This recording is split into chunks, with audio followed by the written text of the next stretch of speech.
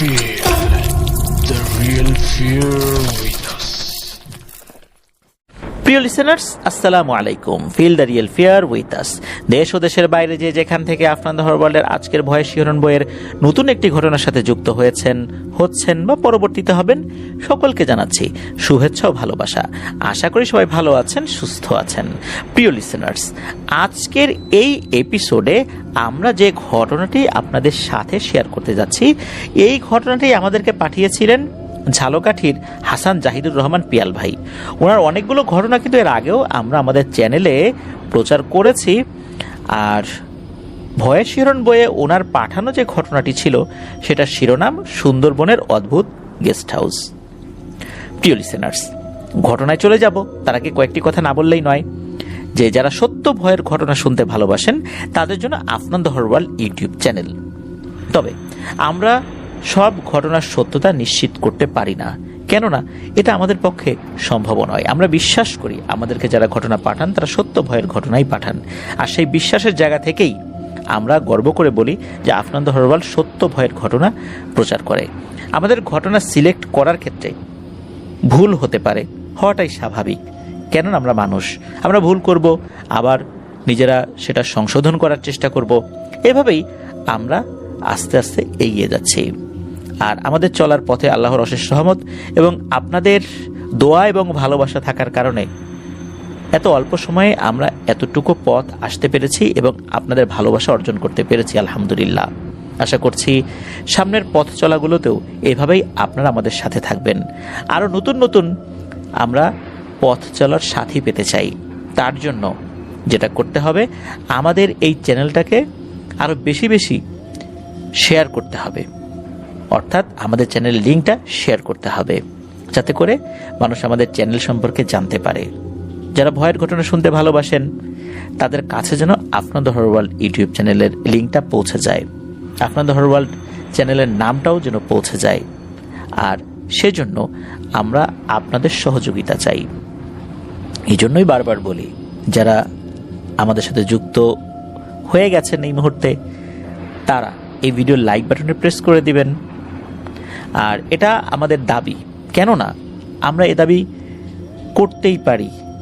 আমরা আপনাদের সামনে ঘটনা উপস্থাপন করছি, আরও ঘটনা আপনাদের কাছ থেকে পাচ্ছি। এই জন্য আমরা বলি যে আমাদের এই লিঙ্কগুলো শেয়ার করে দিবেন। আমরা বিশ্বাস করি আফনান দ্য হরওয়ার্ল্ডের যারা সাবস্ক্রাইবার্স রয়েছেন, প্রত্যেকটা মানুষ বা প্রত্যেকটা সাবস্ক্রাইবার্স আমাদের একজন করে অ্যাসেট। তারা আফনান দ্য হরওয়ার্ল্ডকে ওন করেন, ভালোবাসেন। আর এই ভালোবাসাটা আমরা ধরে রাখতে চাই। যখন দেখব যে আমরা সেটা পারছি না, তখন আমাদের পথ চলাটা আমরা থামিয়ে দেব। আমরা আমাদের পথ চলাটা আরও দীর্ঘ করতে চাই আল্লাহর রহমত এবং আপনাদের ভালোবাসা নিয়ে। এই জন্য আপনাদের কাছ থেকে বেশি বেশি করে সত্য ভয়ের ঘটনাগুলো পেতে চাই। আপনারা ঘটনা পাঠাতে পারবেন লিখে অথবা রেকর্ড করে, যে কোনোভাবে। আর ঘটনা পাঠানোর একমাত্র মাধ্যম হচ্ছে ইমেইল। ইমেল অ্যাড্রেসটা হচ্ছে afnanthehorworldbd@gmail.com। স্পেলিংটাও আমরা আমাদের ভিডিওর ডেসক্রিপশনে দিয়ে রেখেছি, সেখানে গিয়ে স্পেলিংটা চেক করে নিতে পারবেন। তবুও আমি স্পেলিংটা বলে দিচ্ছি, AFNANTHEHORRORWORLDBD, afnanthehorworldbd@gmail.com। প্রিয় লিসেনার্স, আমাদের ফেসবুক পেজ এবং গ্রুপ রয়েছে আফনান দ্য হরওয়ার্ল্ড নামে। এই দুটোর লিঙ্কও এই ভিডিও ডিসক্রিপশনে দেওয়া রয়েছে, সেখানে গিয়েও আপনারা স্পেলিংটা চেক করে নিতে পারেন। আর আমাদের আরও একটি ইউটিউব চ্যানেল রয়েছে আফনান স্পি নামে, সেটার লিঙ্কও এই ভিডিওর ডিসক্রিপশনের একদম উপরের দিকে দেওয়া রয়েছে। সেখানে ক্লিক করেই আপনারা আমাদের ওই চ্যানেলে চলে যেতে পারবেন, সেখানেও সাবস্ক্রাইব করার অনুরোধ করছি। ইয়াসার হরর থ্রিলার বইটি রকমারিতে রয়েছে। রকমারির এই অর্ডার লিঙ্কটাও এই ভিডিওর ডিসক্রিপশনে দেওয়া রয়েছে, সেখানে গিয়ে বইটি অর্ডার করলে আপনাদের বাড়িতে বইটি পৌঁছে যাবে। চলুন ঘটনায় চলে যাই। পিয়াল ভাই যে ঘটনাটি পাঠিয়েছেন, এই ঘটনাটি মূলত একজন গাছ ব্যবসায়ীর কাছ থেকে উনি সংগ্রহ করেছিলেন, যিনি বিভিন্ন এলাকা ঘুরে ঘুরে গাছ সংগ্রহ করেন। আর ওনার বেশ বড় বড় ট্রলার রয়েছে, যেগুলোকে অনেকে কার্গো বলেন। কার্গো তো অনেক বড় হয়, আবার ছোট ছোট ট্রলার রয়েছে, মাঝের একটা ট্রলার রয়েছে, আবার বেশ বড় আকারের জাহাজও রয়েছে। যেগুলো সাধারণত অনেক গাছ একসাথে লোড দিয়ে এক জায়গা থেকে আরেক জায়গায় নিয়ে যাওয়া হয়। তো এভাবেই বিভিন্ন এলাকা ঘুরে ঘুরে উনি গাছ সংগ্রহ করেন। তো ওনার নাম হচ্ছে মোবারক। ওনার আরও বড় নাম আছে, তবে সংক্ষিপ্ত নাম আমরা বলছি সঙ্গত কারণে। মোবারক কাকাকে এই পিয়াল ভাই চিনতেন, আর সেই চেনার সূত্র ধরেই মূলত ঘটনাটি সংগ্রহ করা। চলুন কিভাবে ঘটনা সংগ্রহ করেছেন পিয়াল ভাইয়ের ভাষায় আমরা সেটি উপস্থাপন করছি। বলছেন পিয়াল ভাই, মোবারক কাকা আমাকে চিনতেন, অনেকদিন ধরেই আমাদের এলাকায় আসেন, তাই দেখাশোনা হতে হতে বেশ ভালোই সম্পর্ক হয়েছে তার সাথে। মোবারক কাকা যে ফ্রি আছেন এটা দেখতে পেয়ে আমি কাকার জাহাজে যাই আর তার সাথে কুশল বিনিময় করে তার কাছে গিয়ে বসি। আমার উদ্দেশ্য ছিল কাকার কাছ থেকে এই জাহাজ নদী সম্পর্কিত কোনো ঘটনা পাওয়া যায় কিনা তা জানা এবং শোনা। আর আমার নিজের কাছেও জাহাজ নদী এসবের ঘটনা খুবই ভালো লাগে। বেশ ভালোভাবেই মোবারক কাকাকে ধরলাম। মোবারক কাকাকে আমার এই বিষয় জানার ইচ্ছা প্রকাশ করতেই উনি হেসে বললেন, না বাবা, আমার কাছে এমন কোনো ঘটনা নেই যে তোমাকে বলবো। আমার কাছে মনে হলো মোবারক কাকা কিছু একটা লুকানোর চেষ্টা করছেন, যেটা তার চোখে মুখে প্রকাশ পায়। আমি নিজেও ওই দিন মোবারক কাকার মধ্যে কেমন যেন একটা ভয় লক্ষ্য করলাম। মনে হলো উনি কিছু লুকাতে চাচ্ছেন। আমি মোবারক কাকাকে বুঝিয়ে বলি আপনাদের হরওয়াল সম্পর্কে, আর ঘটনাটি যে এখানে শেয়ার করব তাও জানাই। তাকে অনুরোধ করে বলি যে কাকা, যদি কোনো ঘটনা জানেন তাহলে তো বলেন। আপনার সাথেই যে ঘটতে হবে বিষয়টা এরকম না, আপনার সাথে না ঘটলেও হবে, আপনার জানা হলেও হবে। বেশ ভালো করেই ধরলাম তখন মোবারক কাকাকে। এরপর মোবারক কাকা বলেন, আচ্ছা শোনো, আমি বলবো কিন্তু আমার বিস্তারিত পরিচয় দিও না, কারণ অনেকেই আসলে বিস্তারিত পরিচয় প্রকাশিত হোক এটা চান না। তবে এতটুকু বলছি যে মোবারক কাকার বাড়ি পিরোজপুর জেলার স্বরূপকাঠি উপজেলার কোন একটা জায়গায়। তো যাই হোক, মোবারক কাকা কুয়েত থেকে দেশে ফিরেছেন 5 মাস হয়েছে। দেশে ফিরে উনি তার প্রতিবেশী বা বন্ধুদের গাছের আড়ত দেখে আর এই ব্যবসা বেশ লাভজনক এটা বোঝার পর চিন্তা করেন যে উনি আর বিদেশে যাবেন না, দেশেই এই গাছের ব্যবসা করবেন। পিরোজপুরের স্বরূপকাঠি খুবই নামকরা এই গাছের আড়তের কারণে। এই স্বরূপকাঠির 85% মানুষ এই ব্যবসার সাথে জড়িত। মোবারক কাকাও এই ব্যবসার সাথে পরিচিত। প্রথম দিকে উনিও ব্যবসা শুরু করেছিলেন, কিন্তু মূলধন না থাকায় উনি স্থির করেন যে উনি বিদেশ চলে যাবেন। আর বিদেশ থেকে কিছু টাকা পয়সা যখন উনি উপার্জন করেন, এরপর দেশে আসার পর আর বিদেশে না গিয়ে তার চেনা জানা এই গাছের ব্যবসাতেই মন দেবেন বলে মনস্থির করেন। যেমন ভাবা তেমন কাজ। মোবারক কাকা বিদেশ না গিয়ে পুরোদস্তুর গাছ ব্যবসায়ী হয়ে যান। তখন তার বয়স কম, প্রায় মধ্যবয়স্ক আর কি। তার ছেলেরাও বেশ বড়, তাই এক ছেলেকে বিদেশ পাঠান আর ছোট ছেলেকে নিয়ে ব্যবসা শুরু করেন। মোবারক কাকা প্রায় গাছ কেনার জন্য জাহাজ নিয়ে 4 থেকে 5 দিনের জন্য অনেক জায়গায় যেতেন, আর তার ছেলে আড়ত সামলাতেন। এভাবেই তাদের ব্যবসা দিন দিন ভালোই বড় হচ্ছিল। গাছের চাহিদা বাড়ছে, কিন্তু গ্রামে ঘুরে তার গাছের চাহিদা যতটা আসলে ছিল তা পূরণ হতো না। তাই উনি প্রায়ই বেশ বড় একটা ট্রলার আর 2 বা 3 জন লেবার নিয়ে 7 থেকে 8 দিনের জন্য গাছ খুঁজে কেনার জন্য বের হতেন। গাছ মোটামুটি পাওয়া যেত, কিন্তু কখনো কম আবার কখনো বেশি। এখন নিশ্চিতভাবে যেহেতু বলা যায় না, এই জন্য খুব বেশি লেবার উনি সাথে নিতে পারতেন না। আর যে ঘটনাটি আমরা বলবো এটা 90-এর দশকের ঘটনা। আর ওই আমলে মোবারক কাকার ব্যবসা ভালো থাকলেও তখন ছিল প্রথম দিকে, অর্থাৎ ওই সময়ে যখন শুরু করেছেন মোবারক কাকা তখন কিন্তু উনি মধ্যবয়স্ক। আর 90-এর দশকের পর থেকে এখন কত বয়স নিশ্চয়ই লিসেনাররা বুঝতে পারছেন।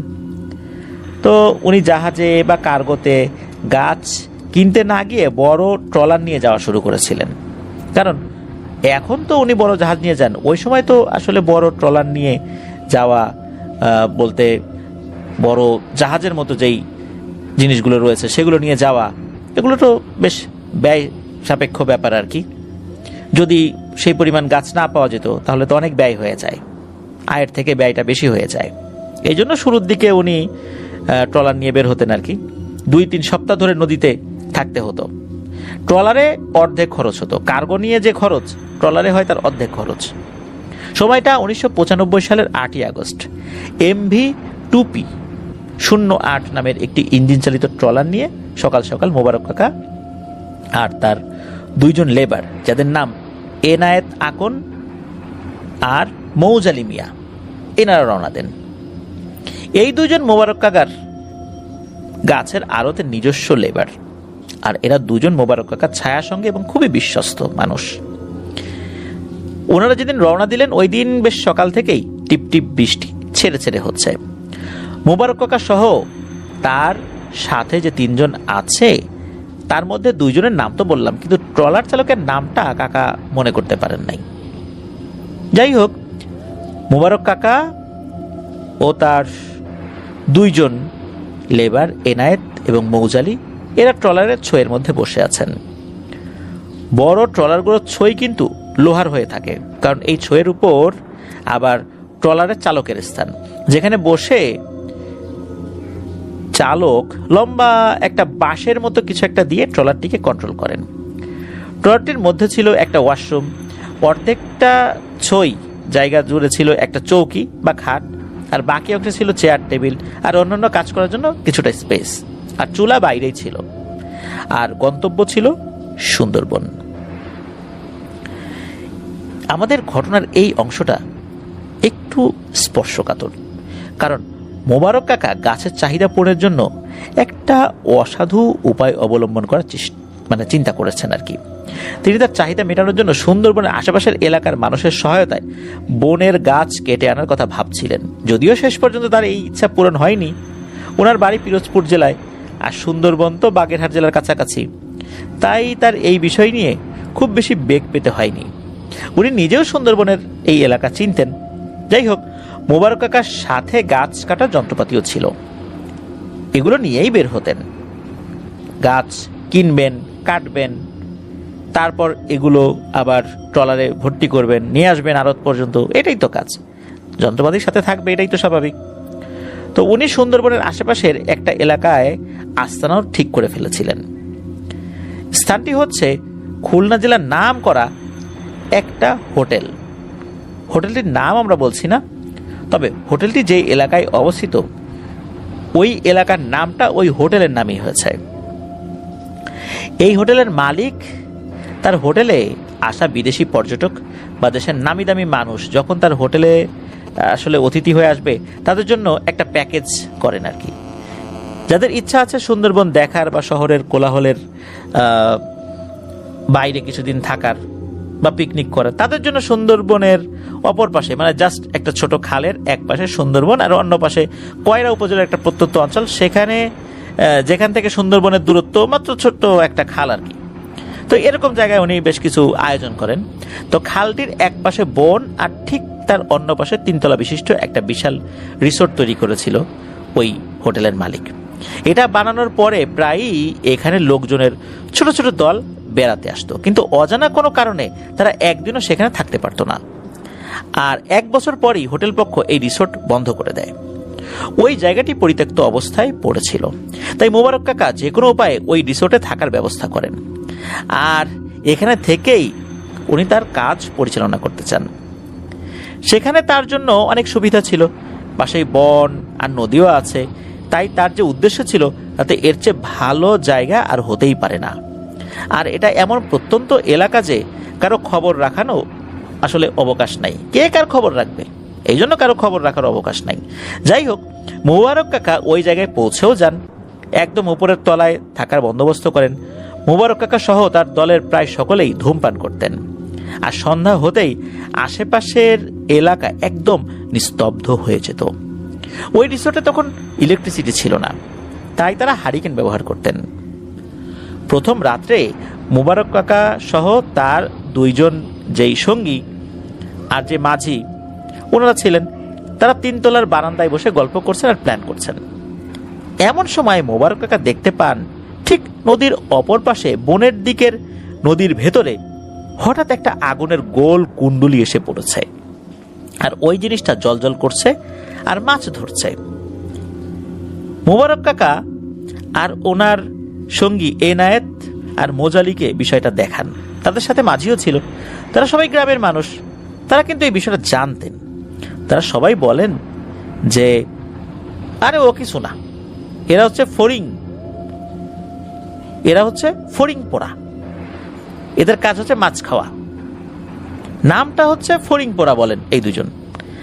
এরা নাকি খালে বিলে বসে মাছ ধরে, আর ফসলের জমিতে পানি ওঠার পর যখন সেখানে মাছ চলে আসে তখন রাত্রে ফসলের জমিতেও নাকি এদের দেখা যায়। তারা মানুষকে পথ ভুলিয়ে দেয়, আর মাঝে মাঝে নাকি মানুষকে ফজরের আজান না দেওয়া পর্যন্ত ঘোরাতে থাকে। বিভিন্ন এলাকায় এদের নাম কানাভুলো, কানাহুলো, কানাহুলা এরকম বলে, আর এই এলাকায় ফড়িং পোড়া বলে। তো এসবই বলা বলি করছিলেন তারা চারজন, আর তারা এই বিষয়টা নিয়ে তেমন কিছু ভাবেনও নাই। ওই দিন বেশ রাত করে তারা ঘুমিয়েছিলেন, কিন্তু মোবারক কাকা ওই গেস্ট হাউসে বেশ অস্বস্তিতে ছিলেন। তার কেমন যেন অদ্ভুত একটা অনুভূতি ফিল হচ্ছিল। উনি এটা মনের ভুলই মনে করেন। যাই হোক, মাঝরাত্রে মোবারক কাকা ওনার যে আর একজন সঙ্গী নিয়ে এসেছিলেন যার নাম এনায়েত, এই এনায়েতের ঘুম ভেঙে যায়, কারণ উনি অনুভব করেন কেউ যেন তার পায়ে সুড়সুড়ি দিচ্ছে। এনায়েত ভেবেছেন হয়তোবা সাপটাপ হবে, তাই ওনার মাথার পাশে রাখা হারিকেনটা, যেটার আলোটা কমানো ছিল, ওই হারিকেনের আলোটা উনি বাড়িয়ে দেন। তবে হারিকেনের আলোয় উনি কিছুই দেখতে পান না। খোঁজাখুঁজি করে যখন কিছুই পেলেন না, উনি আবারও ঘুমিয়ে পড়েছেন। এরপর কিছু হয়নি। সকাল হয়ে যায়, ওনারা দ্রুত ঘুম থেকে উঠে যান। তারপর খাওয়া দাওয়ার ব্যবস্থা ওনারা করেন। মোবারক কাকার আরও দুজন সহযোগীরও আসার কথা ওখানে, যাদের বাড়ি ওই সুন্দরবনের আশেপাশের এলাকায়। কাকা অবশ্য তাদের নাম বলেন নাই। তাদের আসতে দেরি হচ্ছে দেখে মোবারক কাকা, এনায়েত আর মৌজালি এই তিনজন মিলে চিন্তা করেন যে তারা বনের আশেপাশে একটু ঘোরাঘুরি করবেন, আর কিভাবে কি করা যায় সেই ছক হাতে কলমে বুঝবেন। তাই ওনারা বের হবেন। জঙ্গলে ঢুকবেন না, কারণ বন্যপ্রাণীর ভয় আছে। খাওয়া দাওয়া শেষ করে সকাল সকালই ওনারা বের হয়ে যান, আর ট্রলারের মাঝিকে রান্না করার দায়িত্ব দিয়ে যান। বের হওয়ার পর ওই গেস্ট হাউসে মাঝি একলা হয়ে পড়েন। তো উনি রান্নার প্রস্তুতি নিচ্ছেন। এমন সময় উনি খেয়াল করেন যে তার পেছনে কিছু একটা আছে। তো উনি তো ইট দিয়ে চুলা তৈরি করেছিলেন, তখন উনি এটা খেয়াল করেন যে উনি ভাবছিলেন যে রান্না করবে, তাই হয়তো বিড়াল বা কুকুর বা এরকম কিছু একটা আসছে, তো এরকমই চিন্তা করছেন।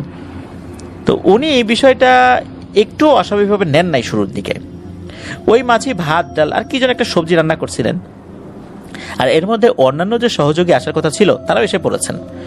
মোবারক কাকা ওই গেস্ট হাউসের আশেপাশের এলাকায় উনি তো ঘোরাঘুরি করছেন, তো তাদের নিয়ে আসলে সময় নষ্ট করেন নাই, দ্রুত কাজে চলে গিয়েছিলেন।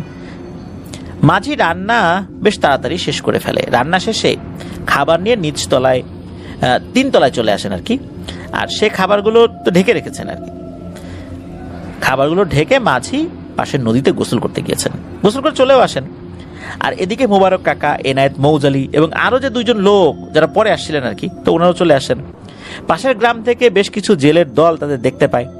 তখন মোবারক কাকা বলেন, আমার বন্ধুর গেস্ট হাউসে এসেছি, আমি মধু সংগ্রহ করি, এই কাজ শেষ হলেই চলে যাব। এভাবেই তাদের বোঝায় আর কি মোবারক কাকা। সত্যি মোবারক কাকা প্রথম দিন জঙ্গলের মধ্যে থেকে আসার সময় বেশ ভালোই পরিমাণে মধু নিয়ে আসছিলেন। তারা নাকি একটা গাছ কেটেছে, ছোট একটা গাছ, যেটাই নাকি মৌচাক ছিল। তারা সকলে গোসল করে এসে খাবার খাওয়ার জন্য রেডি হচ্ছেন। এমন সময় যখন খাবারের ঢাকনা ওঠানো হয় তখন সবাই অবাক, কারণ ভাতের মধ্যে যেন রক্ত। কোথা থেকে এমনটা হলো তা কেউই বুঝতে পারে না। যখন তারা সবজি আর ডালের ঢাকনা উঠায় তখন দেখে সবজির মধ্যে ধুলো বালি, আর ডালের মধ্যে মাছের আঁশ, কাঁচা আঁশে পরিপূর্ণ সেটা। এতে সবাই বেশ রাগ করে ওই মাছির উপর, কিন্তু মাঝি সকলকে বলে যে আমি কেন এমনটা করব, আমি নিজেও বুঝতে পারছি না কেন এমন হলো। সবকিছু বলার পর সবাই যখন বুঝতে পারে এটি কোনো দুষ্টু প্রাণীর কাজও হতে পারে, তখন তাদের মধ্যে যিনি নতুন এসেছেন উনি বলেন যে দেখুন, এই বিল্ডিংটা অনেকদিন ধরে বন্ধ, এই জায়গাটা ভালো না, অন্য কোনো সমস্যা হতে পারে। এটা বলতেই মোবারক কাকা তাকে থামিয়ে দেন। উনি বলেন, ধুর, এগুলা বাজে কথা, আমরা এখানে এতজন আছি দিনের বেলায়, আরে বেটা দিনের বেলা কি এগুলো কিছু হয় নাকি? মোবারক কাকা এগুলো বললেও আসলে মোবারক কাকা নিজেও এই বিষয়টা কিন্তু নিয়ে চিন্তা করছেন, মনে মনে করছেন, কিন্তু প্রকাশ করছেন না ওই সময়ে। কারণ তার ব্যবসা ঠিক রাখার জন্য তো গাছের প্রয়োজন, আর এখানে আসতে আরো বেশ কিছুদিন তো লেগেছে, আরো বেশ কিছুদিন থাকতে হবে। তো এর মধ্যে তো টাকা পয়সা খরচ হয়েছে ভালোই, আসতে টাকা খরচ হয়েছে, এখানে থাকতে হবে, তার খরচ আছে, আবার যেতে হবে, এর একটা খরচ আছে। এখন যদি লেবাররা ভয়ে পেয়ে চলে যেতে চায়, তখন মোবারক কাকা তো অনেক ক্ষতি হয়ে যাবে, কাজের কাজ কিছুই হবে না, এই আসা যাওয়া খাওয়া পুরো টাকাটাই জলে। তাই উনি একটু ভয় পেলেও কাউকে কিন্তু বুঝতে দেন নাই। মোবারক কাকার এমন কথায় তার সঙ্গী সাথীরা এটা নিয়ে আর কথা বাড়ালেন না। ওই দিন বিকেলে কিন্তু খুব বৃষ্টি হচ্ছে, সাথে আবার বাজ পড়ার আওয়াজ। তাই উনি আর ওনার সঙ্গী সাথী যারা আছেন তারা কেউ আর জঙ্গলে যাওয়ার কথা ভাবলেন না। ওই দিন রাত্রে মোবারক কাকা আর তার দলের সবাই গেস্ট হাউসের 3 তলায় বসে তাস খেলছিলেন। এমন সময় তাদের একজন ওয়াশরুমে যাওয়ার জন্য নিচ তলায় আসেন। তাদের থাকার জন্য ওই গেস্ট হাউসের একটি রুম খোলা ছিল, আর বাকি সবগুলো রুম তালা মারা ছিল। তাই তাদের থাকার জন্য ওই রুমটা বাদে অন্য যে অংশগুলো এগুলো ব্যবহার করা যেত না। তবে রুমের সামনে যে বারান্দাগুলো ছিল, কমন বারান্দা তো করিডোরের মতো, এগুলো ব্যবহার করা যেত। এই জন্য তাদের ওয়াশরুমে যাওয়ার দরকার হলে একটা সমস্যা হতো, সেটা হচ্ছে ট্রলারের যে ওয়াশরুম সেটা ব্যবহার করতে হতো। কারণ ওই সাইডের ওয়াশরুমগুলো দীর্ঘদিন ব্যবহার না করার কারণে সেগুলো ব্যবহারের অযোগ্য ছিল, আর ট্রলারটা একদম গেস্ট হাউসের সাথেই নদীতে বাঁধা থাকতো। এই জন্যই ওই 3 তলা থেকে নিচতলায় নামতে হতো। ওই ব্যক্তি যখন একা একা চলে যান, তারপর 10 মিনিট 20 মিনিট আধা ঘন্টা হয়ে যায়, ফেরত আসে না। এটা দেখার পর উপর থেকে সবাই হাঁক ডাক দিতে থাকে, এই কি হইলো কি হইলো, আসো আসো উপরে আসো, এত সময় কি করো? কিন্তু তার কোনো সাড়া না পেয়ে তারা সকলেই নিচে ট্রলারের উপর যায়। দেখে যে এই লোকটা ওয়াশরুম পর্যন্ত যায় নাই, বা কাজ শেষে ফিরে আসার সময় ট্রলারের ডেকের উপর অজ্ঞান হয়ে সে পড়ে আছে। হতে পারে সে ওয়াশরুম পর্যন্ত যেতেই পারে নাই, অথবা ওয়াশরুম থেকে ফ্রেশ হয়ে বের হওয়ার সময় এই ঘটনা ঘটছে। এটা দেখে তারা দ্রুত তাকে গেস্ট হাউসের 3 তলায় নিয়ে আসেন এবং তার জ্ঞান ফেরানোর জন্য তারা চেষ্টা করতে থাকেন। বেশ কিছুক্ষণ পর তার জ্ঞান ফিরে আসে ঠিকই, কিন্তু সবাই লক্ষ্য করেন যে ওই ব্যক্তি খুবই ভয় পেয়েছে। কি হয়েছে তা জানতে চাইলে ব্যক্তিটা জানান যে উনি ওয়াশরুম থেকে বের হয়ে ফেরত আসবেন, এমন সময় উনি দেখতে পান যে মোবারক কাকা, এনায়েত, মৌজালি আর আকবর নামের একজন ব্যক্তি বসে আছেন ট্রলারের ছাদের উপর, তারাও তাস খেলছেন। তারা ওই ব্যক্তিকে ডেকে বলে যে আসো আসো, আমরা এখানে বসে তাস খেলবো। প্রথমে ওই ব্যক্তি ওদের কাছে যায় না, মানে যে ডাক দিয়েছে ওই ডাকে সাড়া দেয় না। সেই ব্যক্তিটা ডেকের উপর দাঁড়িয়ে বলে, আপনারা এখানে অন্ধকারে বসে আছেন কেন? আরে চাঁদের আলোতে কিভাবে বসে তাস খেলবেন? আপনারা নিচে আসলে তো আমরা একসাথেই তো তাস খেলতে পারতাম। আর আমি যে আসছি, আপনারা নিচে আসলে আমার সাথে আসলেন না কেন? আমি আসার পর আপনারা সবাই আসছেন এখানে, এই অন্ধকারের ভিতরে বসে তাস খেলবেন। ওদিকে বিদ্যুৎ পড়ার শব্দ হচ্ছে, বিজলি চমকাচ্ছে, এখানে আপনারা কি করেন? এইগুলো কিন্তু ওই ব্যক্তি স্বাভাবিকভাবেই তাদেরকে বলছিলেন, আর একটু একটু করে তাদের দিকে এগিয়ে যাচ্ছিলেন, মানে কথা বলতে বলতে এগিয়ে যাচ্ছিলেন আর কি। ট্রলারের ডেক থেকে ছাদ যে খুব বেশি উপরে তা কিন্তু নয়, লাফ দিয়ে উঠা যায়, হাত একটু উপরে দিয়ে একটু প্রেশার ক্রিয়েট করে আমরা সবাই লাফ দিয়ে উপরে উঠি না, ওই রকম আর কি। তো যাই হোক, তখন ওই যে উপরে যে মোবারক কাকা, এনায়েত, মৌজালি এবং আকবর নামে একজন আছেন আর কি, এদের মধ্যে থেকে একজন বলে ওঠে, আরে আসলাম, এমনি আসলাম, এখানকার তো সবকিছুই আমাদের, যেখানে মন চায় সেখানে বসে তাস খেলবো, তুমি আসো, কাছে আসো। তখন ওই লোকটা বলে, আচ্ছা আপনারা আসছেন, মাঝি কই, সে আসবে না? এই বলে 2 হাতে ভর দিয়ে লাফিয়ে উপরে উঠে তাদের কাছে ওই লোকটা চলে যায়, মানে কথা বলতে বলতে চলে যায়, অস্বাভাবিক কিছু মনে করে নাই। তো ওনারা তাকে বলছে যে আরে মাঝি এখন আসবে না, সে খাবার দাবারের ব্যবস্থা করছে। তো ওই লোকটা যখন তাদের কাছে যায় তখন সে দেখে মোবারক কাকার হাত নাই, আর একজনের পা নাই, আর একজনের চোখ নাই, বিভৎস তাদের চেহারা। এরকম তো হওয়ার কথা না।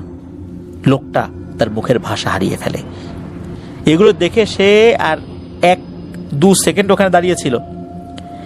এরপর দেখে যে নদীর ভেতর থেকে, পানির ভিতর থেকে আর কি, ভুস করে কি যেন ভেসে উঠছে, আর সেটা পানির উপর দিয়ে হেঁটে হেঁটে ট্রলারে লাফিয়ে উঠেছে। আর সেটা হচ্ছে ওই মাছি। আর এর মুখে মাছের আধা খাওয়া অংশ, আর সাথে কিছু মাছ আছে, 2 হাতে কয়েকটা মাছ আছে। তো সে তাদের দলের অন্যদের ওই মাছ দিয়ে বলে, খাও খাও, এগুলো খাও, আর ওই বেটাকে এখনই মেরে ফেলো। ওরা আমাদের জায়গা দখল করে বসেছে, আর আমরা এখানে বসে আছি। আহা, কি মজা না, ধর ওটারে ধর। তখন নাকি তাদের মধ্যে একজন বলে, আরে চুপ কর, দেখ ওরে কি করি। তখন তাদের মধ্যে থেকে মুবারক কাকারূপী সেই অবয়বটা তাকে একটা কাঁচা মাছ খেতে দেয় আর বলে, শোন, এটা নে, খা, আর তোরা এখান থেকে চলে যা, না হলে একদম জানে মেরে ফেলবো। এই বলে ওই অবয়বটা তাকে জোর একটা ধাক্কা দিয়ে ছাদ থেকে ট্রলারে ডেকে ফেলে দেয়। ডেকে পড়েই ওই ব্যক্তিটা অজ্ঞান হয়ে যায়। তারপর তো মুবারক কাকারা এসে তাকে নিয়ে যায়, তার জ্ঞান ফেরায়। পুরো ঘটনাটা ওই লোকটা এইভাবে বলে আর কি। এই সমস্ত কথা শোনার পর মুবারক কাকার কিন্তু একটু ভয় হলো। উনি ওই দিন রাত্রে তার দল বলের সাথে আলোচনায় বসলো। মুবারক কাকা বললেন যে, দেখো, প্রথম দিনের ঘটনাটাই আমি বুঝতে পেরেছি এখানে কিছু একটা সমস্যা আছে। কিন্তু দেখো, আমি সবে ব্যবসা শুরু করেছি, আমার গাছের প্রয়োজন, না হলে তো আমার অনেক কাস্টমার নষ্ট হয়ে যাবে। অর্ডার আছে, অনেককে কথা দিয়ে রেখেছি। আর এই যে আসছি, ট্রলারের তেল পুড়েছে, খরচ হয়েছে, খাওয়া দাওয়া করছি, আবার যেতে তেল পুড়বে, আমার তো অনেকগুলো টাকা খরচ হয়ে গেছে। এখন কি করি বলো? আমি তো সবকিছুই বুঝতেছি, কিন্তু আমার তো হাত পা বাঁধা। তোমরা যদি এখন ভয় পেয়ে আমার কাজ না উঠিয়ে দিয়ে চলে যাও, তাহলে তো আমি ভাই খুবই বিপদে পড়ে যাব। কারণ আমার সাথে তো তোমরাও জড়িত আছো, আমার উপার্জনের সাথে তো তোমাদের উপার্জন জড়িত আছে। তখন এই যে ব্যক্তির সাথে ঘটনাটি ঘটেছে, ওই ব্যক্তিটা কোনোভাবেই এখানে থাকতে রাজি হয় না। সে অসম্মতি জানায় যে সে চলে যাবে, সে থাকবে না, কাজ করবে না। কিন্তু অন্য সবাই বলে যে যাই হোক, যা হওয়ার হয়েছে, মোবারক মিয়াকে এই কাজটা করে দিতেই হবে, তা না হলে তো আমাদেরও লস। মোবারক মিয়ার ইনকাম না হলে আমাদের ইনকাম কিভাবে হবে? আমাদের ইনকামও তো তার ইনকামের উপর নির্ভরশীল। এই জন্য আমাদের একটা উপায় বের করতেই হবে।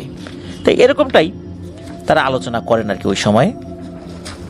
তো অনেক ভেবে ওনার সিদ্ধান্ত নেন যে এই গেস্ট হাউসে ওনারা থাকবেন না, তার ট্রলারেই থাকবেন।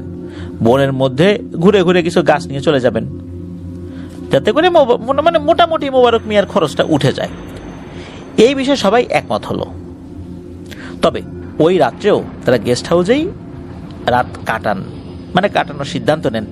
কারণ সবকিছু গুছিয়ে তো ট্রলারে এই রাত্রে আসাটা সম্ভব না, কারণ ট্রলারে অনেক কিছু নিয়ে তো ওই গেস্ট হাউসে নিয়ে গেছেন আর কি। রাত্রে মোবারক কাকা ঘুমের মধ্যেই টের পান কেউ তাদের পাশে কথা বলছে। তারা বলছে, এদের সাহস তো অনেক, ওদের সাথে এর আগে যারা এসেছে তাদের মতো তুলে পানিতে ফেলবো। এই বিল্ডিংয়ের মালিক খুলনা থেকে 26 জন হুজুর এনে আমাদের তাড়ানোর জন্য চেষ্টা করেও পারেনি, আর এরা আসে আমাদের জায়গা দখল করে। এই বলে মোবারক কাকাকে প্রচন্ড জোরে মারে এক থাপ্পড় খেয়ে মোবারক কাকা ধর্মর করে উঠে বসছেন। মোবারক কাকা তার সাথীদের ঘুম থেকে তুলে বলে, আজকে রাতটা আর ঘুমাতে হবে না, জেগে থাকো। সব ঘটনা খুলে বলেন সবাইকে যে উনি শুয়ে শুয়ে ঘুমের ভিতরে এই ধরনের কথা শুনছেন, আর এরপরে থাপ্পড়টা খেয়েছেন। এই সমস্ত কথা শুনে তারা কেউই রাত্রে আর ভয়ে ঘুমায় না। পরের দিন সকাল হতে না হতেই তারা সবকিছু গুছিয়ে ট্রলারে চলে আসেন। ট্রলার স্টার্ট দেবেন, কিন্তু দেখেন কোন এক অজানা কারণে ট্রলার চালু হচ্ছে না।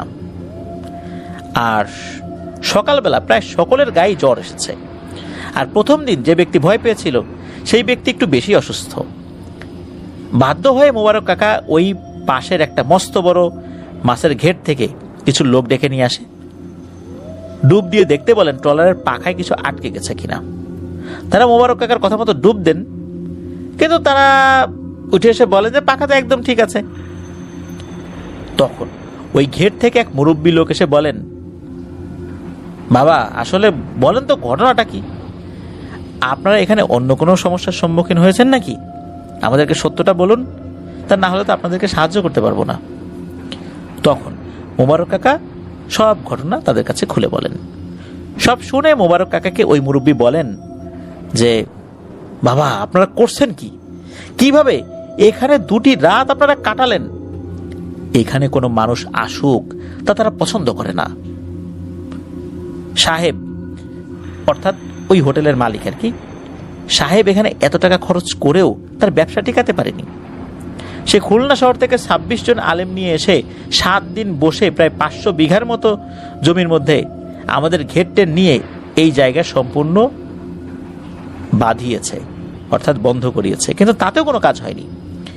এই গেস্ট হাউসে এমন এমন ঘটনা ঘটেছে যে মানুষ আর এই জায়গায় বেড়াতেও আসে না, আর আমাদের কেউই এখানে আসে না, গ্রামবাসী তো আসেই না। আর অনেক দিন ধরে পড়ে থাকতে থাকতে এই গেস্ট হাউসে এখন এই অশরীরীদের থাকার একদম উপযোগী জায়গা হয়ে গেছে। এই গেস্ট হাউসে আমরা ঘের থেকে রাতে অনেক ধরনের চিৎকার শুনতে পাই। অনেকেই এখানে অনেক কিছু দেখে, কিন্তু কেউ আসে না। তখন ওই মুরব্বী তাদের এক হুজুরকে নিয়ে আসতে বলেন, ট্রলারটিকে ঝাড়ফুঁক করে নিতে বলেন আর কি। মোবারক কাকা তার কথা মতো ওই আলেমকে দিয়ে ওই ট্রলারটিকে সহ তাদেরকে ঝাড়ফুঁক দেওয়ানোর ব্যবস্থা করতেই ওই ট্রলারটি চালু হয়ে যায়। মোবারক কাকার ট্রলার চালু হতেই ওখানকার মানুষদের কাছ থেকে বিদায় নিয়ে ওই স্থান ত্যাগ করেন। তারা একটা নতুন পরিকল্পনা করেন যে আমরা এখান থেকে আর অল্প কিছু গাছ কাটবো, কিন্তু আমরা ট্রলার নিয়ে বেশি দূরে গিয়ে নোঙর ফেলবো। ট্রলার চালক আর ওই অসুস্থ ব্যক্তি ট্রলার থেকে আসলে রান্না করবে। আর মোবারক কাকা, এনায়েত, মৌজালি আর ওই যে আকবর নামের একটা লোক এই গেস্ট হাউসের আশেপাশের এলাকার কিছু গাছের মধ্যে সবচেয়ে বড় একটা সেগুন গাছ, যা তারা আগে দেখে রেখেছে, তা কাটার জন্য আসবে। আর সন্ধ্যা নামলে ওই ট্রলারটা তাদের আবার নিতে আসবে। এমন পরিকল্পনা করে তারা চলতে শুরু করে। যখন তাদের দেখা ওই সেগুন গাছের কাছে তারা আসেন, তখন মোবারক কাকা, এনায়েত, মৌজালি আর আকবর যন্ত্রপাতি নিয়ে ওখানে নেমে যায়, আর ট্রলারওয়ালা ওই ব্যক্তিকে নিয়ে অন্যত্র চলে যায়। মোবারক কাকারা ওই সেগুন গাছের কাছে গিয়ে গাছ কাটার প্রস্তুতি নিচ্ছেন। এমন সময় তাদের সকলেই কোন এক অজানা কারণে খুব দুর্বল হয়ে পড়ে। তারা সবাই অজ্ঞান হয়ে যায়। এরপর তাদের কিছু মনে নাই। ওদিকে ট্রলার চালক আর ওই অসুস্থ ব্যক্তি সন্ধ্যার পরপরই ওখানে আসে, কিন্তু কোথায় কোনো জনমানবের কোনো শব্দই তো পাওয়া যাচ্ছে না এখানে। তারা বেশ কিছুক্ষণ অপেক্ষা করে, খুঁজতে খুঁজতে এক পর্যায়ে তাদের চোখ পড়ে মোবারক কাকা সহ বাকি 3 জনের দিকে। তাদের সাথে গাছ কাটার যে যন্ত্রপাতি ছিল সেটা কিন্তু দেখা যাচ্ছে না, অর্থাৎ তাদের সাথে গাছ কাটার কোনো যন্ত্রপাতি নাই। আর তাদের দেখতেও কেমন যেন অদ্ভুত লাগছিল। কিন্তু যাই হোক, তারা ট্রলারে ওঠে আর ওই গেস্ট হাউসের দিকে যেতে বলে। ট্রলার চালক আর ওই ব্যক্তি তাদের বলে, তোমাদের যন্ত্রপাতি কোথায়? আর এই রাত্রে ওখানে ওই জায়গায় কেন যাব? তাদের নানা রকম বুঝিয়ে শুনিয়ে ওই গেস্ট হাউসের দিকেই যেতে বলে ওই 3 জন। যাই হোক, এক প্রকার নিরুপায় হয়েই তারা ওই গেস্ট হাউসে আবারও যায়। সেখানে পৌঁছে চালককে আর ওই অসুস্থ ব্যক্তিকে তারা সেই গেস্ট হাউসে নিয়ে যায়। রাত তখন প্রায় 9টা। তারা ওখানে পৌঁছে অবাক হয়ে যায়। সেই গেস্ট হাউসের দিকে তাকাতেই তারা দেখে গেস্ট হাউসটা যেন সেজে উঠেছে। চারদিকে প্রায় 10 ফুটের মতো লম্বা লম্বা মানুষ। তারা প্রায় 500-র উপরে বা এরকম কাছাকাছি সংখ্যার মানুষ দেখেছিল। তাদের প্রত্যেকজনই কিছু না কিছু কাজ করছে। তখন তারা মোবারক কাকাকে বলে, এখান থেকে চলুন, এখানে তো অনেক মানুষ। মোবারক কাকা তাকে বলে, কোনো সমস্যা নাই, তোমরা আসো। ওই অসুস্থ ব্যক্তি কিছুটা আন্দাজ করতে পেরে বলেন যে, না, আমরা ওখানে যেতে চাই না, প্রয়োজনে আপনারা যান, আমরা চলে যাব। তখন মোবারক কাকা অদ্ভুত রকমের একটা হাসি দিয়ে বলে, কোথায় যাবি? তোদের সাথীদের নিয়ে যাবি না? আয় আয়। এভাবে টেনে হিচড়েই নাকি ওই 2 জনকে তারা ওই গেস্ট হাউসের ভেতরে নিয়ে যায়। তারা তখন দেখে ওই সময় নাকি ওই গেস্ট হাউসের সব ঘরগুলো খোলা ছিল। তাদের দোতলায় একটা ঘরে নিয়ে যাওয়া হয়। সেখানে গিয়ে দুইজন আরও অবাক হন, কারণ তারা দেখেন ওখানে আগে থেকেই মোবারক কাকা, এনায়েত, মৌজালি আর আকবরকে এনে রাখা হয়েছে। আকবর অচেতন হয়ে মেঝেতে, আর তিনজন ভয়ে গুটিসুটি হয়ে বসে আছে। তাদের দেখে মনে হচ্ছে তারা সবকিছু শুনতে পাচ্ছে কিন্তু কিছু বলতে পারছে না। তখন এই দুইজন বুঝতে পারে যে তারা যাদের সাথে এসেছে তারা স্বাভাবিক কোনো মানুষ নয়। এদিকে তাদেরকে একটা ঘরে আটকে রাখা হয়েছিল। কয়েকদিন ধরে তাদের নাকি জ্যান্ত মাছ খেতে দেওয়া হতো। প্রথম দিকে তারা না খেলেও ক্ষুধার জ্বালায় একরকম বাধ্য হয়েই তাদের এই মাছ খেতে হয়েছে। অন্যদিকে মোবারক কাকার বাড়ি ফেরার দিন হয়ে গেছে আরো 4-5 দিন আগে, মানে তার বাড়ি ফেরার সময় যেরকম ছিল কবে ফিরবেন এরকমটা একটা তারিখ ছিল, 4-5 দিন আরো ওভার হয়ে গেছে। তার সাথে যারা গিয়েছে কারোরই কোনো খবর নাই। একসময় বিষয়টা মোবারক কাকার ছেলের কাছে খটকা লাগে, তাই সে তার বাবা ও সাথীদের খবর পাচ্ছে না দেখে তার মায়ের কাছে বিষয়টা বলে, আর তারা স্থানীয় থানায়ও যায় আর সত্য কথা বলে অভিযোগ করে। তার ছেলে জানতো তাদের গন্তব্য কোথায় এবং কি, তাই পুলিশদের সাথে করেই তারা তার বাবা সহ অন্য সকলকে খুঁজতে চলে আসে। পুলিশ ওই স্থানে এসে ঠিকই সেই ট্রলারটা উদ্ধার করে এবং আর তাদের অনেক খোঁজ করে। প্রায় 2 দিন ধরে খোঁজার পরও তাদের না পেয়ে তারা ভেবে নেয় তারা হয়তো বাঘের হাতে মারা গেছে বা বাঘের পেটে চলে গেছে। আর তারা ওই ঘেরের লোকদের কাছ থেকেও আগের কথা জানতে পারে। মোবারক কাকারা নাকি তাদেরকে যখন খোঁজার জন্য মানুষ এসেছে এটা দেখতে পেতেন, তখন তাদের সাথে কথা বলতে পারতেন না, কোন রকম শব্দও করতে পারতেন না, তারা দেখতেন এটা। আর সবাই ওই গেস্ট হাউসে তালামারা দেখে ভাবেও নাই যে এটার মধ্যে তারা আছে। যাই হোক, আশা ছেড়ে দেয় মোবারক কাকার ছেলেরা, তারা চলে আসবে পরের দিন সকালে। আর রাতে এই বনের মধ্যে দিয়ে নদীপথে যাওয়াটা সহজ না, তাই তারা ওই রাত ওখানেই থাকেন। কিন্তু ওই দিন রাত্রে মোবারক কাকার ছেলের স্বপ্নে দেখেন যে কোনো একটা অবয়ব তার কাছে এসে বলে, তোর বাপ আমাদের কাছে আছে, তোর বাপ আর তার দলের সকলকে আমরা আটকে রেখেছি, সে আমাদের বিরক্ত করেছে তাই আমরা ওদের আটকে রেখেছি। আমাদেরকে বিরক্ত করার পরেও আমরা কিন্তু কিছুই বলি নাই, ওদের সাবধান করে পাঠিয়ে দিয়েছিলাম, কিন্তু ওরা আমাদের এক দল জিনের আবাসস্থল নষ্ট করতে চেয়েছে, যেখানে আমাদের একটা দল বসবাস করে। এই এক দলের জিনের আবাসস্থল নষ্ট করতে চাওয়ার কারণে ওদেরকে আটকে রেখেছি। তাদের কিন্তু আটকে রাখতে চাইনি, কিন্তু তাদের ছেড়ে দিলে তারা আবারও এমন কাজ করবে। তুই তোর বাবার খোঁজ করা ছেড়ে দে, তোরা চলে যা, এবার কিন্তু তোরাও তোর বাপের মতো আমাদেরকে জ্বালা দিচ্ছিস। এই স্বপ্ন দেখে তার ছেলের ঘুম ভেঙে যায় এবং সে দেখে তার সারা শরীর ঘামে একদম ভিজে গিয়েছে। যে বুঝতে পারে তাদের বাবাকে পুলিশের সহযোগিতা নিয়ে খুঁজে পাওয়া যাবে না, তাই সে পুলিশদের সাথে তার এলাকায় চলে যায়। আর ওই স্বরূপকাঠি থানা থেকে কিছুটা দূরে কাজলা নামক স্থানে একটা মাদ্রাসা রয়েছে যার নাম সারসিনা দরবার শরীফ। সম্ভবত মোবারক কাকা এরকম নামটাই বলেছিলেন, যা সঠিকভাবে আসলে মনে করতে পারেন নাই জাহিদুর রহমান পিয়াল ভাই। তো যাই হোক, ওই দরবারের যিনি হুজুর ছিলেন কাকা তার নামটাও বলতে পারেন নাই যদিও, তবে তাকে আমির সাহেব বা এরকম কিছু বলে সম্বোধন করেছেন মোবারক কাকা। ওই আমির সাহেবের কাছে গিয়ে মোবারক কাকার ছেলে এবং তার পরিবার সবকিছু খুলে বলেন আর তাকে অনুরোধ করেন যে উনি এই বিষয়টা যেন সুরাহা করেন। তার অনেক ছাত্র আছে যারা জিন ছিলেন, তা কিন্তু এলাকার সবাই জানে যে এই হুজুরের অনেক ছাত্র আছে যারা জিন। ওই আমির সাহেব হুজুর মোবারক কাকার কাজের কথা শুনে খুবই রাগ করেন আর বলেন, যেহেতু এই মোবারক মিয়ার সাথে আরও কিছু গরিব দিনমজুর রয়েছে, তাদের জন্য আমি এই বিষয়টা দেখছি, কিন্তু তোমার বাবা যে উদ্দেশ্য নিয়ে ওই জায়গায় গিয়েছে এই সমস্ত অবৈধ কাজ আমি একদমই বরদাস্ত করতে পারি না।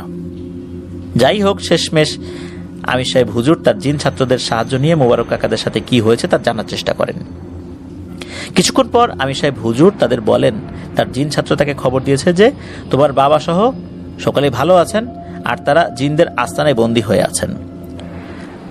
তার জিনরা খবর এনেছে যে তাদের বিরুদ্ধে অনেক অভিযোগ আছে ওই এলাকার জিনদের, তারা তাদের বাসস্থান ক্ষতিগ্রস্ত করেছে, নষ্ট করেছে। তোমাদের বাবা ও তার দলের জন্য ওখানকার এক জিনের অনেক প্রয়োজনীয় জিনিস নষ্ট হয়েছে, আর এগুলো নাকি তোমার বাবা এবং তার দলবল পানিতেও ফেলে দিয়েছে। এতে করে ওরা খুব ক্ষিপ্ত হয়েছে, তাই তারা তাদের ছাড়বে না। আর আমার জিনদের দিয়ে খবর পাঠিয়েছে যে আমি যেন এর ভিতর না আসি, কারণ তারা খারাপ উদ্দেশ্যে ওইখানে গিয়েছিল। তারা যদি ভালো উদ্দেশ্যে যেত একটা কথা ছিল, কিন্তু এরা গিয়েছে খারাপ উদ্দেশ্যে। এরপর আমির হুজুর বলেন যে আমি 2 দিন পরে ওই গেস্ট হাউসে গিয়ে কিছু রিচুয়ালের মাধ্যমে তাদের মুক্ত করার চেষ্টা করব ইনশাল্লাহ। এই 2 দিন আমার ছাত্ররা ওখানে গিয়ে ওই দুষ্টু জিনদের সাথে সখ্যতা করে তাদের ছাড়িয়ে আনার চেষ্টা করবে, কারণ এইটা আসলে যুদ্ধ করে হবে না, তাদেরকে কথা বলে মন নরম করে তারপর কাজটা করতে হবে। যদি তারা তোমাদের স্বজনদের নিয়ে না আসতে পারে তাহলে আমি গিয়ে তাদের নিয়ে আসবো। তোমরা চিন্তা করো না, আল্লাহকে ডাকো, ইনশাল্লাহ এই বিপদ কেটে যাবে। 2 দিন পর আমির সাহেব হুজুর আর তার খাদেম এবং মুবারক কাকার ছেলে ওই স্থানে যান, কারণ এই 2 দিনের মধ্যে জিনেরা আসলে তাদের সাথে সখ্যতা করে ওদেরকে ছাড়িয়ে আনতে পারেননি। হুজুর ওখানে পৌঁছে আজান দিয়েছিলেন, শুধু ওই গেস্ট হাউসের সামনে দাঁড়িয়ে। তাতেই নাকি ওই গেস্ট হাউসের তালা সব একা একাই ঠাস ঠাস করে খুলে যায়। আর তা শুধু মুবারক কাকা এবং তার সাথীরা, তার জিনেরাই দেখছে। মুবারক কাকা বলেন, হুজুর যখন আজান দিচ্ছিলেন তখন তারা জানালা দিয়ে হুজুরকে আর অন্য মানুষকে দেখতেন, কিন্তু তাদের এমন একটা মায়াজাল দিয়ে আটকে রাখা হয়েছিল যে তাদেরকে কেউ দেখতে পেত না। আজান দেওয়ার সাথে সাথে জিনদের ওই প্রাসাদ তছনছ হয়ে যায়, আর জিনদের সর্দার হুজুরের কাছে গিয়ে ক্ষমা চান আর তাদেরকে ফিরিয়ে দেন। কিন্তু ওই মুবারক কাকা সহ বাকি সবাই অজ্ঞান অবস্থায় ছিলেন যখন ফিরিয়ে দেওয়া হয়। আর তাদের মধ্যে যে ব্যক্তি একটু অসুস্থ ছিল সেই ব্যক্তিটা মারা গিয়েছিলেন। আর বাকি সবাইকে আল্লাহর অশেষ রহমতে হুজুর ঝাড়ফুঁকের মাধ্যমে সুস্থ করতে সক্ষম হন। তো এটাই ছিল ঘটনা। মুবারক কাকা এই পিয়াল ভাইদের এলাকার গাছের কাজের জন্য এখনো প্রায়ই আসেন। রিসেন্টলি তার কাছ থেকে উনি এই ঘটনাটি পান আর কি। আর সবচেয়ে মজার একটা বিষয় হলো, মুবারক কাকার সাথে তার যে একটা চেলা এনায়েত নাম সে ছিল, তার বাড়ি কিন্তু এই ঝালকাঠি এলাকাতেই। কিন্তু মুবারক কাকার কাছ থেকে এই ঘটনা শুনে যখন তার কাছে এই বিষয়টা পিয়াল ভাই জানতে চেয়েছিলেন, সে একদম সরাসরি বলে, আরে না না, এসব কিছুই হয় নাই, আমি তো তোমার কাছে এই সমস্ত কথা প্রথম শুনলাম আর কি। কিন্তু এই এনায়েতের মা আবার এই পিয়াল ভাইদের বাড়িতে সবসময় আসেন। তাদের বাড়ি আর পিয়াল ভাইদের বাড়ি মোটামুটি কাছাকাছি, তাই ওই এনায়েত ভাইয়ের মা মানে ওই কাকি ওনাদের বাসায় আসলে এই পিয়াল ভাই খুব ভালোভাবেই তাকে ধরেছিলেন এই বিষয়ে। তো উনি প্রথম দিকে অস্বীকার করলেও পরবর্তীতে এটি স্বীকার করেছিলেন যে হ্যাঁ এটা সত্য, তবে এগুলো স্বীকার করলে যদি আবার সমস্যা হয়, এই জন্যই মূলত ওনারা এই বিষয়টা এড়িয়ে যান, কাউকে বলেন না। তো এই কারণেই অনেক ভয়ের ঘটনাগুলো আসলে অনেকে প্রকাশ করতে চান না। তো এটাই ছিল বিষয়।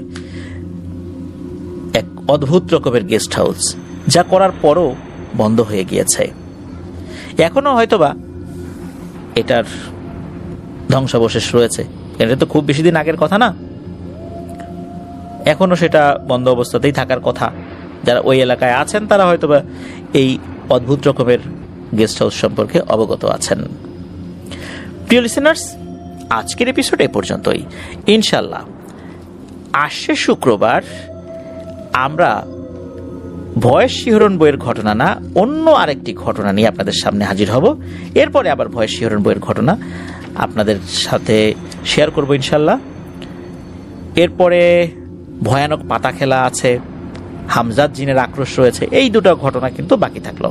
তবে আসছে যেই শুক্রবার সেখানে আমরা আলাদাভাবে একটা ফ্রাইডে স্পেশাল এপিসোড করব, সেখানে অন্য আরেকটি ঘটনা থাকছে।